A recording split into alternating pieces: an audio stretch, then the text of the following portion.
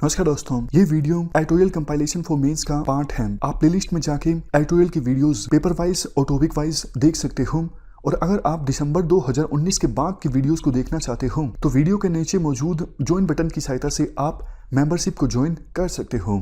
चलिए discussion start करते हैं कि इस टॉपिक से आर्टिकल को रिलेट कर सकते हो।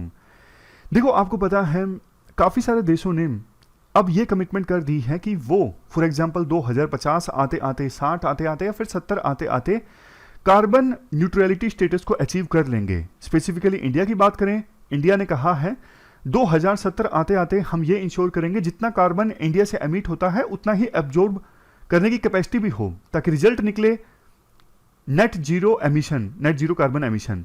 समझ गए? इन सब देशों में ना यूरोपियन यूनियन सबसे ऊपर है। यूरोपियन यूनियन की कमिटमेंट ये है 2050 आते आते वर्ल्ड में यूरोपियन यूनियन पहला कार्बन न्यूट्रल रीजन बन जाएगा। और इसके लिए पिछले साल जुलाई में यूरोपियन यूनियन ग्रीन डील भी साइन हुई, ताकि यूरोपियन यूनियन को ट्रांसफॉर्म किया जा सके एक ऐसी सोसाइटी में जो फेयर और वेल्थी हो, लेकिन इसके साथ साथ रिसोर्स एफिशिएंट, मॉडर्न और कॉम्पिटिटिव इकोनॉमी भी हो। अब देखो, यूरोपियन यूनियन को कार्बन न्यूट्रलिटी का स्टेटस अचीव करना है 2050 से पहले, और इसके लिए यूरोपियन यूनियन ने कुछ इमीडिएट टारगेट्स भी सेट किए हैं। For example fit for 55 package.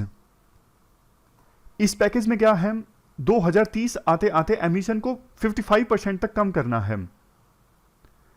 अब इस पैकेज में ना एक प्रोविजन ये भी है, कार्बन बॉर्डर एडजस्टमेंट मैकेनिज्म।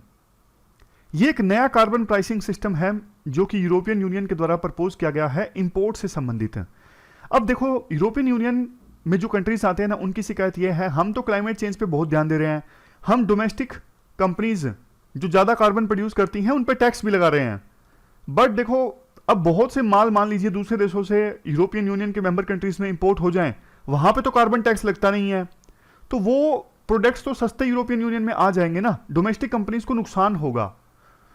तो ये इस प्रोविजन में क्या है, देखा जाएगा कि लोकल कंपनी जो कार्बन एमिट करती है उस पर क्या टैक्स लगाया गया है, बाहर से जो प्रोडक्ट प्रोड्यूस होकर आया है उस पर क्या टैक्स लगाया गया है। अगर कार्बन सिमिलर प्रोड्यूस किया है दोनों प्रोडक्ट्स के प्रोडक्शन में, लेकिन डोमेस्टिक कंपनी पर ज्यादा कार्बन टैक्स लगा है और बाहर वाले प्रोडक्ट पर टैक्स नहीं लग रहा है कार्बन टैक्स, तो हम लगाएंगे इंपोर्ट करते वक्त उस पर टैक्स। यह है carbon border adjustment mechanism.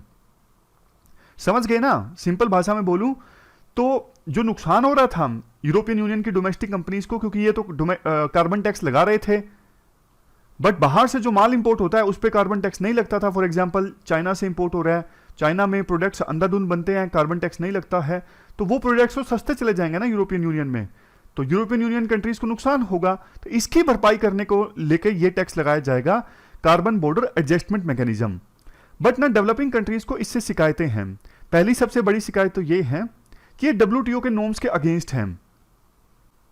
WTO के साथ साथ United Nations framework convention on climate change के नॉर्म्स के भी ये अगेंस्ट हैं, क्योंकि ये जो कार्बन बॉर्डर एडजस्टमेंट प्रोग्राम है ना, इसकी सहायता से यूरोपियन यूनियन अपनी डोमेस्टिक कंपनीज को प्रोटेक्ट करने की कोशिश कर रही है। ये प्रोटेक्शनिज्म है। बट देखो, WTO में पहले भी मामले गए हैं इस प्रकार के, तो इन्वायरमेंट को ही अपर हैंड रहा है, इन्वायरमेंट को ही ज्यादा तवज्जो दी गई है WTO के द्वारा जब टकराव होता है इस प्रकार के मामलों में।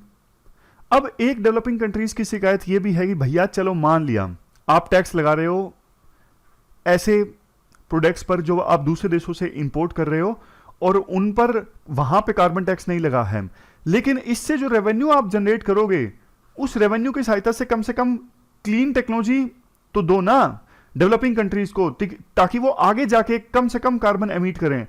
लेकिन यूरोपियन यूनियन कहते हैं नहीं, उस रेवेन्यू जनरेशन का हम इस्तेमाल करेंगे यूरोपियन यूनियन के मेंबर कंट्रीज की इकोनॉमी को बूस्ट करने के लिए। तो ये डेवलपिंग कंट्रीज की चिंता की बात है कि आप हमारे प्रोडक्ट्स पे कार्बन टैक्स लगा रहे हो, लेकिन उस रेवेन्यू को कम से कम क्लीनर टेक्नोलॉजी के लिए इस्तेमाल तो कीजिए। आप तो उस रेवेन्यू को अपनी इकोनॉमी के लिए इस्तेमाल करने लगे। लास्ट में कहा जाता है, देखो इंडिया और यूरोपियन यूनियन काफी हेल्दी ट्रेड रिलेशनशिप शेयर करते हैं। यूरोपियन यूनियन इंडिया का 3rd लार्जेस्ट ट्रेडिंग पार्टनर है और इंडिया यूरोपियन यूनियन का 11वां लार्जेस्ट ट्रेडिंग पार्टनर है। 2019-20 में दोनों का ट्रेड हुआ था 63.8 बिलियन रुपीज, जो इंडिया के टोटल ट्रेड का 11.1% है। ये डेटा काम आ जाता है IR में लिखने के लिए, अगर स्पेसिफिक क्वेश्चन आ जाता है इंडिया और EU के बीच में। इंडिया का जो टोटल एक्सपोर्ट है ना, उसका 14% तो सिर्फ यूरोपियन यूनियन में है। इनिशिएटिव लिए जा रहे हैं ट्रेड को और ज़्यादा बूस्ट करने के लिए, जैसे India European union free trade agreement काफ़ी समय से लटका हुआ है, फिर से रिवाइव किया गया है, मतलब नेगोशिएशंस फिर से चली हैं ताकि इसको फाइनल रूप दिया जा सके। उम्मीद ये है 2023-24 में ये फ्री ट्रेड एग्रीमेंट साइन हो जाएगा इंडिया और यूरोपियन यूनियन के बीच में। दोनों देखो क्लाइमेट चेंज के प्रति डेडिकेटेड हैं, इसलिए दोनों मिलके एक ना बेहतर अल्टरनेटिव ढूंढ सकते हैं कि कैसे क्लीन और ग्रीनर टेक्नोलॉजीज का इस्तेमाल किया जाए कार्बन एमिशन को कम करने के लिए, बजाय के ये जो कार्बन बॉर्डर एडजस्टमेंट प्रोग्राम है ना, इसके इम्प्लीमेंटेशन के। इससे दोनों देशों की, मतलब European Union as a region की और इंडिया की इकोनॉमी को फायदा होगा। तो ये पूरा आर्टिकल हमने डिस्कस किया। अब चलते हैं आगे।